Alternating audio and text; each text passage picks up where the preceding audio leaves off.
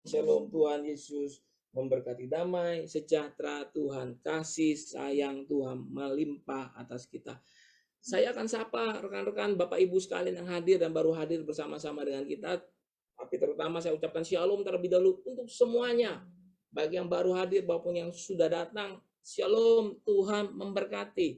Haleluya, haleluya. Damai Tuhan menyertai kita. Di bulan Agustus ini kita berbicara tentang banyak hal yang namanya merdeka dalam Kristus. Haleluya. Bukan satu kebetulan kita di bulan ini juga berbicara tentang kemerdekaan. Dan Indonesia pun pada bulan ini juga merayakan kemerdekaan. Nanti tanggal 17 Agustus. Dan anak-anak Tuhan mau apa yang Tuhan mau, kita juga merdeka di dalam Kristus. Haleluya. Bapak Ibu yang dikasihi oleh Tuhan. Minggu lalu kita sudah belajar apa itu yang namanya merdeka. Tidak terkekang, tidak terikat, tidak yang namanya terpenjara, itu namanya merdeka. Bapak Ibu yang dikasihi Tuhan, perhatikan. Di dalam Alkitab juga diceritakan seperti ini. Tertulis di Alkitab. Pernah terjadi. Di dalam Yohanes pasal 5, kita pernah membaca dan kita juga membaca bahwa ada orang yang sakit 38 tahun. Dia sakit. Orang ini tidak dapat bergerak. Orang ini tidak dapat beraktivitas banyak. Yang lain bisa. Dan tapi orang ini mengalami sakit. Siapa orang itu? Tidak disebut namanya. Tetapi ia ada di pinggir kolam Bethesda. Dan orang ini mengharapkan yang namanya mujizat. Tahun pertama, oke. Tahun kedua, dia juga mengalami hal yang sama. Kepingin sehat. Karena apa? Di situ Alkitab mencatat bahwa malaikat Tuhan terkadang turun menggoncangkan kolam itu, dan siapa yang pertama kali masuk ke dalam kolam itu, dia pasti sembuh. Bukan untung-untungan, tapi bilang pasti sembuh. Bapak Ibu yang dikasih oleh Tuhan. Tahun 1, tahun kedua, tahun ketiga, masuk tahun kelima mulai berat. Apalagi tahun ke-10 sudah mulai tidak ada harapan. Tetapi kadang-kadang ada harapan mungkin yang ada di dalam hidup orang itu. Tetapi ketika Yesus berjumpa dengan dia ucap 38 tahun. Bapak Ibu yang dikasih oleh Tuhan, tentu Alkitab mencatat yang namanya jumlah bilangan 38 tahun. Orang ini namanya terpenjara. Terpenjara oleh apa? Sakitnya. Terpenjara oleh apa? Kemampuan tubuhnya. Terpenjara oleh apa? Waktu dan kesempatannya hilang. Dia mulai namanya mungkin mulai ditinggalkan teman-temannya, mulai ditinggalkan yang namanya keluarganya, karena memang dia sehari-hari hidupnya di tepi kolam itu. Bapak Ibu yang dikasih oleh Tuhan, kehilangan banyak hal yang dialami oleh orang ini. 38 tahun, untung dia berjumpa dengan Yesus. Haleluya. Itu yang pertama, pria 38 tahun. Ada lagi Alkitab juga mencatat orang yang terkekang, hidupnya tidak bebas, dan hidupnya mengalami yang namanya himpitan. Siapa? Tidak disebut namanya. Tetapi orang ini memuliakan Tuhan. Siapa dia? Seorang wanita yang sakit pendarahan. Ini kelasnya agak di bawah, tapi sengsaranya juga luar biasa, Bapak Ibu. Yang satu 38 tahun, yang ini 12 tahun. 12 tahun sakit pendarahan yang tidak sembuh-sembuh. Sudah pasti Bapak Ibu, kehilangan banyak hal, kehilangan kesempatan, kehilangan namanya kebahagiaan, kehilangan apalagi, semua kehilangan. Bahkan Bapak Ibu, yang tertulis di dalam Matius 9, yang tertulis di dalam Markus pasal 5, yang tertulis di dalam Lukas pasal 8, orang ini, wanita ini berulang kali masuk tabib, keluar tabib, berjumpa dengan tabib ini, minta dia disembuhkan, minta resep, minta jamahan. Tidak ada jawaban. 12 tahun. Bapak Ibu yang dikasih oleh Tuhan, wanita ini dan pria ini sama-sama menjalani hidupnya di dalam kekangan. Yang satu 38 tahun, yang satu lagi 12 tahun. Dua-duanya belum menjumpai Yesus. Pada waktu 38 tahun ini terasa bukan lama lagi, tapi amat sangat lama. 12 tahun pun menjadi waktu yang amat sangat lama. Bapak Ibu, Perhatikan, tentang teori waktu, andai kata kita senang-senang, happy-happy, maaf bicara ya, punya uang banyak, punya ini itu, semuanya lengkap, semuanya. Kayaknya waktu itu cepet banget ya. Tapi Bapak Ibu, kebalikannya, andai kata lagi bokeh, andai kata nggak punya uang, sama sekali yang namanya minus, istilahnya minus, nggak punya uang, rasanya hari-hari itu lama banget. Ngelewatin hari demi hari itu lama banget. Itulah teori waktu Bapak Ibu. Kalau kita senang, kita dalam keadaan happy, kayak waktu jalannya cepat. Tetapi dalam permasalahan, waktu terasa lama. Itu kejadian Bapak Ibu. Dan orang ini mengalami yang namanya kekangan, orang ini yang namanya mengalami ketidakmerdekaan, belenggu yang mengikat mereka. Dan judul khotbah saya pada malam hari ini, berjumpa dan melakukannya. Ketika kita membaca, ketika kita mendapat dua contoh ini, orang ini, si pria ini dan si wanita ini, kedua-duanya, sekali lagi, kedua-duanya berjumpa dengan Yesus. Haleluya. Si pria yang sakit ini tidak tahu siapa Yesus. Tapi si wanita ini dia pernah mendengar dan dia tahu. Dan dia berkata, aku ikutin dari belakang dan kujamah saja jubahnya. Aku pasti sembuh. Bapak Ibu yang dikasihi oleh Tuhan, bayangkan. Dua-duanya berjumpa dengan Yesus. Tapi dua-duanya juga punya kesamaan, yaitu apa? Yang pertama, dijajah. Dijajah yang namanya sakit penyakit. Bukan hanya dijajah, tetapi dikuasai. Tidak bisa kemana-mana lagi. Keterbatasan ini dan itu sudah mereka alami. Ada lagi yang namanya dikalahkan. Bukan hanya sekedar dijajah, bukan hanya sekedar dikuasai, tetapi bisa jadi sudah dikalahkan. Bapak Ibu yang dikasihi oleh Tuhan. Iman, rasa percaya dirinya, rasa kenyamanannya sudah hilang. Oleh sebab itu, mereka berjumpa dengan Yesus. Bukan tatap-tatapan muka, tetapi melalui satu kesempatan yang wanita ini dia bertekad besar. Tetapi si pria ini beruntung dia berjumpa dengan Sang Juru Selamat. Bapak Ibu yang dikasihi oleh Tuhan, pentingnya orang ini berjumpa. Saya yakin Bapak Ibu, kalau kita mengalami perjumpaan dengan Kristus, orang-orang itu kebanyakan yang di dalam cerita Alkitab, mereka mengalami yang namanya mujizat. Saya mau sampaikan dulu, berjumpa dengan Tuhan belum tentu kita mati ya Bapak Ibu. Jangan sampai kita berpikir bahwa, wah saya kalau berjumpa sama Tuhan berarti mati. Enggak, bukan seperti itu Bapak Ibu. Tuhan juga menampakkan diri, Tuhan juga datang, Tuhan juga hadir, Tuhan juga bertemu dengan Musa, Tuhan juga bertemu dengan Abraham, Tuhan berjumpa juga dengan Henokh, Tuhan berjumpa dan mau bercakap-cakap. Tuhan mau karena Tuhan punya kerinduan. Haleluya. Ketika Tuhan ingin membawa umat Israel keluar dari tanah Mesir untuk bisa masuk ke dalam tanah Kanaan, tempat tanah yang pernah dijanjikan kepada Abraham, Bapak Ibu, kerinduan Tuhan supaya mereka keluar, bebas, masuk tanah perjanjian di mana tempat di situ mereka bisa beribadah kepada Tuhan. Itu kerinduan Tuhan, Bapak Ibu. Tuhan punya kerinduan, bukan hanya sekedar berjumpa, tetapi Tuhan punya satu kerinduan. Tuhan mau bercakap-cakap, Tuhan mau berbicara, Tuhan mau menyampaikan isi hatinya, dan juga Tuhan mau mendengar cerita daripada kita. Seringkali kita berpikir, Tuhan, waktu saya sudah terpepet. 24 jam rasanya kurang. Bangun udah dari jam 5 pagi. Ketik ini sana sini. Rasanya kok waktu sedikit. Bapak Ibu yang dikasihi oleh Tuhan. Ayo, ketika kita berjumpa dengan Tuhan, ada saatnya kita bersaat teduh. Kita merenungkan firman Tuhan. Ada saatnya kita berdiam diri. Tuhan mau bicara apa? Tuhan ingin berkata-kata apa kepada saya?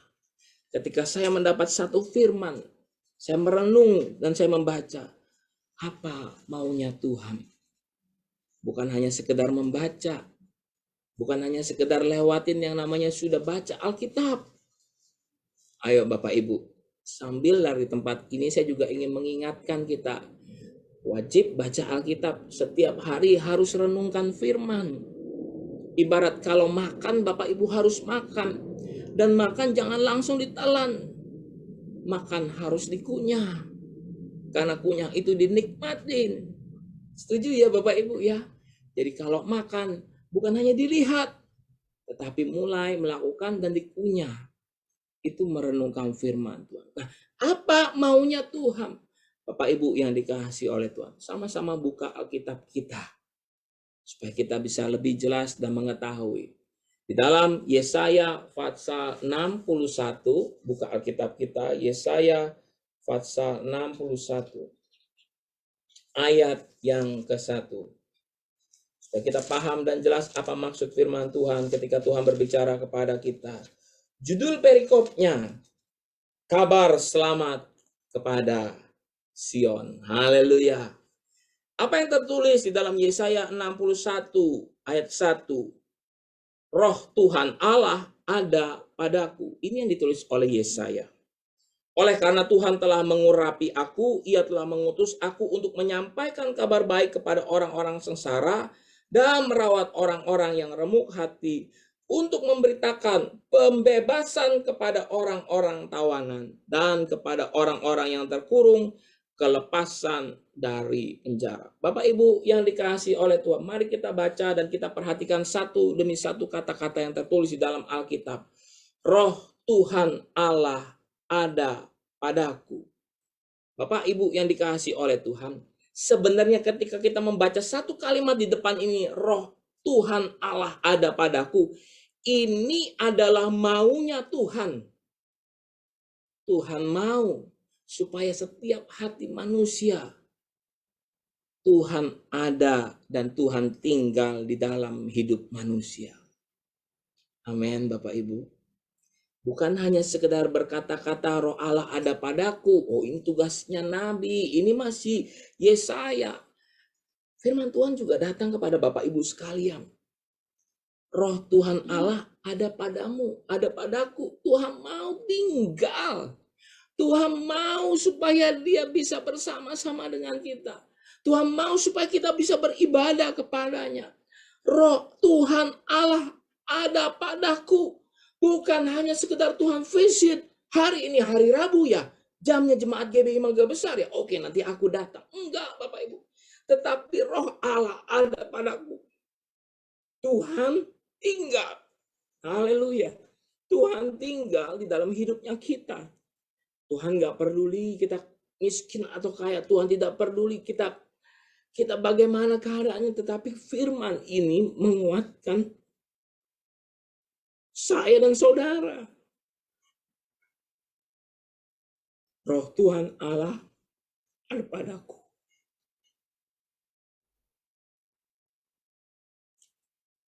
Menerima kuasa, menerima yang namanya kemurahan Tuhan. Jika Tuhan bersama kita, siapakah lawan kita? Bapak Ibu yang dikasihi oleh Tuhan, dengar baik. Kata roh Tuhan Allah ada padaku. Ini luar biasa. Bukan hanya sekedar kepada Nabi sekali lagi. Bukan hanya sekedar kepada Yesaya. Tetapi kerinduan Tuhan, maunya Tuhan. Ayo. Tuhan mau supaya kita sama-sama merdeka di dalam Tuhan. Mengalami Kristus dengan sungguh-sungguh. Oleh karena Tuhan telah mengurapi aku. Bapak Ibu, kalau tadi saya tulis maunya Tuhan, di sini saya menuliskan bahwa ini adalah kerinduan Tuhan. Amin. Setelah Tuhan naik ke atas surga, sebelum dia naik ke atas surga, dia bilang sama murid-murid, aku akan memberikan rohku, roh penolong, roh penghibur. Dan saya percaya Bapak Ibu, Tuhan tepati janjinya. Dengan kata lain, setiap murid dan orang-orang yang bertahan di loteng Yerusalem diurapi Tuhan. Lihat, luar biasa. Orang-orang yang diurapi Tuhan, orang-orang yang menerima pengurapan daripada Tuhan, mereka bukan hanya sekedar berbicara bahasa roh. Mereka bukan hanya sekedar mendapat satu sukacita yang besar, enggak. Tetapi sejak dari situ mereka melakukan perkara-perkara yang besar. Sampai dengan hari ini kita ada. Kata Tuhan mengurapiku adalah kerinduannya Tuhan. Wih, saya membaca ini dan saya merenungkan ini bahwa sesungguhnya Bapak Ibu, ketika kita berjumpa dengan Tuhan, Tuhan tuh cuma bukan sekedar hey tatap muka doang, ngelihat oh iya kamu baik ya, kamu sehat ya, syukur, puji Tuhan. Enggak seperti itu. Tetapi ada yang namanya mengurapi.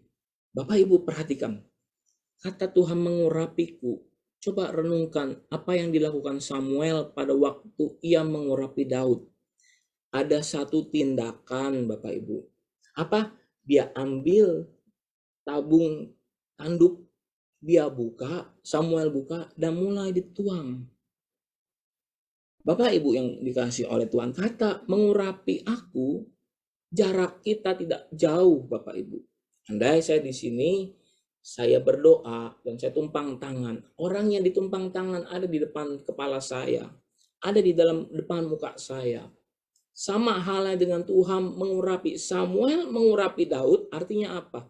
Samuel dekat sama Daud. Karena nggak pakai sistem jauh, nggak pakai sistem virtual. Minyaknya aku kirim ya, lewat jarak jauh. Nggak bisa seperti itu. Jarak yang dekat. Ketika firman Tuhan juga Tuhan telah mengurapi aku. Artinya apa?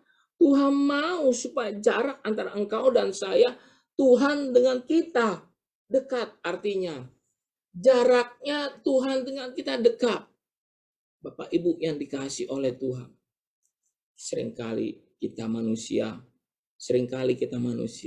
kita yang punya jarak menjauh daripada Tuhan. Sekali lagi, kita yang manusia yang mau menjauh daripada Tuhan. Tetapi Tuhan mau mendekat sama. Karena apa? Ini bukan hanya sekedar mau, tetapi ini kerinduan Tuhan mengurapi. Tuhan kirim Roh Kudus bukan karena sekedar pengganti. Tuhan kirim Roh Kudus supaya apa? Kita mendapatkan kekuatan, kita bisa mengenal Bapa lebih sungguh lagi. Haleluya. Dan inilah yang Tuhan kerjakan. Dan inilah yang Tuhan rindukan. Di ayat bawahnya, Yesaya 61 ayat 1 yang di bagian bawahnya, Ia telah mengutus aku untuk menyampaikan kabar baik. Sama. Tuhan mau supaya kita juga menyampaikan kabar-kabar baik. Kita jadi garam. Kita jadi terang kepada orang yang sengsara.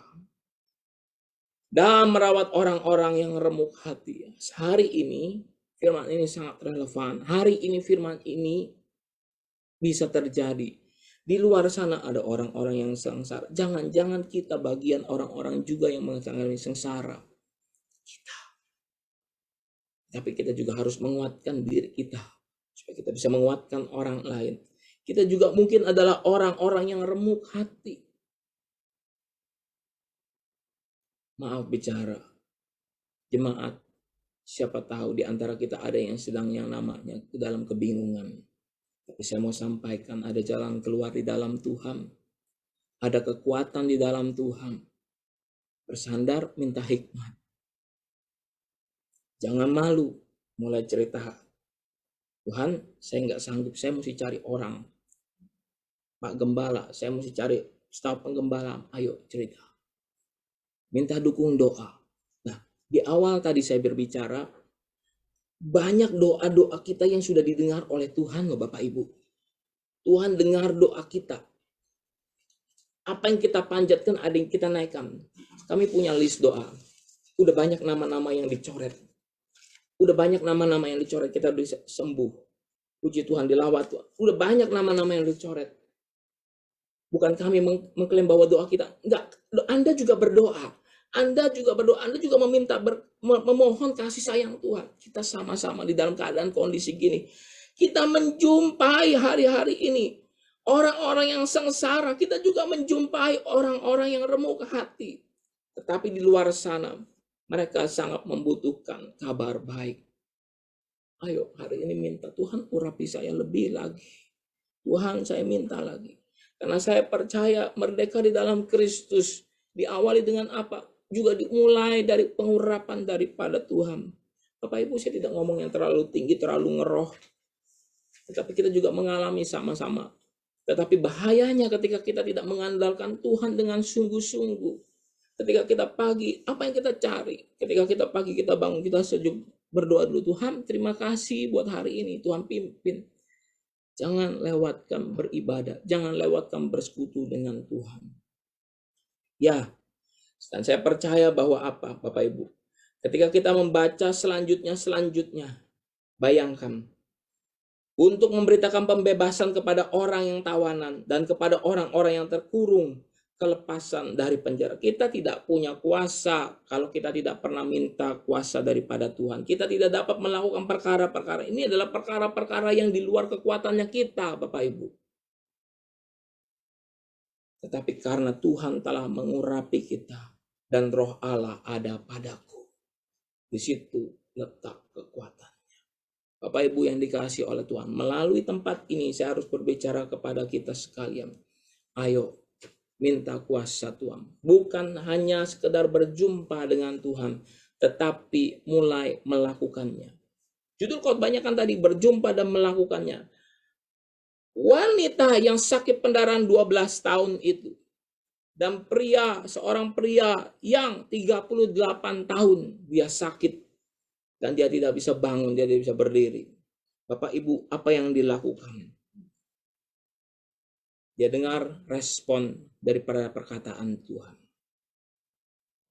Kalau nanti Bapak Ibu baca di dalam Yohanes pasal 5, Tuhan juga bilang gini, bangunlah, angkatlah tilammu, dan berjalanlah.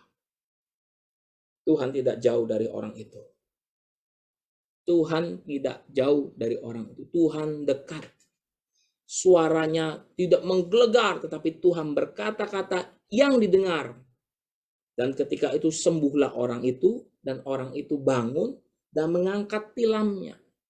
Tuhan tidak ngomong dari jarak yang jauh, kirim teks, kirim WA, atau kirim apa dari jarak jauh. Enggak, tapi Tuhan dekat dengan orang itu. Sama dengan yang dilakukan dengan wanita yang sakit pendarahan 12 tahun. Tuhan tidak dari jarak jauh, tetapi wanita itu berhasil memegang ujung jubahnya Tuhan. Berarti jarak, sekali lagi jaraknya sangat amat dekat. Bahkan wanita itu berhasil menerobos pria-pria yang ada di sekitar Tuhan. Pria-pria yang berjalan, pria-pria yang mungkin berbadan besar, ingin melindungi Tuhan atau apapun. Tetapi setidaknya kalau masalah sehat, jauh sehat orang-orang yang di sekitar Yesus dibanding dengan wanita yang sakit pendarahan ini. Tetapi dia maju mendekat Yesus dari belakang dan menjamah jubahnya. Di tempat ini saya ingin berkata, ketika engkau sudah berjumpa dengan Tuhan, jangan hanya engkau sekedar berjumpa saja, tetapi lakukan apa yang Tuhan mau. Lakukan apa yang Tuhan rindukan. Lakukan apa yang Tuhan suruh. Di dalam Yesaya 61, tadi ada yang Tuhan suruh. Ia suruhnya apa? Mengutus kita untuk menyampaikan kabar baik kepada orang-orang sengsara dan merawat orang-orang yang remuk hati dan memberitakan pembebasan. Jadi apa yang disuruh sudah jelas, Bapak Ibu. Menyampaikan kabar baik, merawat dan memberitakan pembebasan. Tetapi kita harus selalu dekat dengan Tuhan. Minta urapannya. Hari ini saya sangat percaya bahwa Tuhan memberi kita kebebasan. Tuhan memerdekakan kita. Tuhan membawa kita kemenangan lepas daripada kemenangan. Tuhan membawa kita semakin lama semakin naik. Dan saya percaya pada malam hari ini kita mendengar firman Tuhan. Kita mendengar firman Tuhan dan kita dikuatkan. Mari. Percaya sama Tuhan, ikuti langkahnya. Tuhan Yesus memberkati. Mari kita tundukkan kepala, kita berdoa. Dan saya akan berdoa buat setiap saudara-saudara yang di dalam pergumulan dan ingin didoakan. Mari kita tundukkan kepala. Bapa, kami mengucap syukur buat kebenaran